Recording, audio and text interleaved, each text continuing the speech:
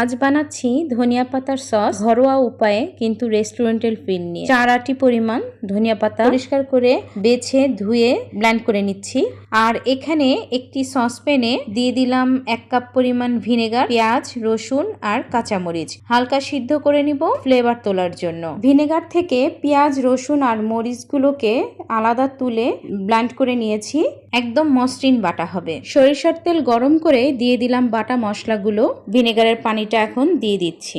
লবণ দিয়ে ধনিয়া পাতাটাকে পেস্ট করে নিয়েছি। ধনিয়া পাতা বাটার সময় কোনো রকম পানি ইউজ করা যাবে না। দিয়ে দিচ্ছি চিনি আর লবণ। এটা একদম টক মিষ্টি আর ঝালের পারফেক্ট ব্যালেন্স। এটা অনেকটা থিক হয়ে এসেছে। এখন দিয়ে দিব গোলানো কর্নফ্লাওয়ার। কর্নফ্লাওয়ারটাও আমি ভিনেগার দিয়ে গুলিয়ে নিয়েছি।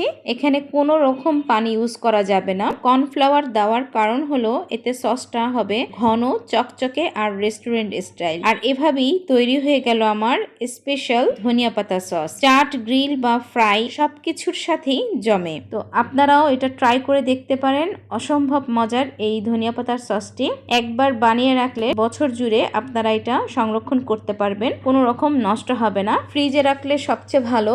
আর এখানে যেহেতু তেল ইউজ করা হয়েছে, ফাঙ্গাস পড়ার কোনো স্কোপ নাই। এটা একদম ফ্রেশ থাকবে। আশা করছি আমার আজকের ভিডিওটি আপনাদের কাজে আসবে। আল্লাহ হাফেজ।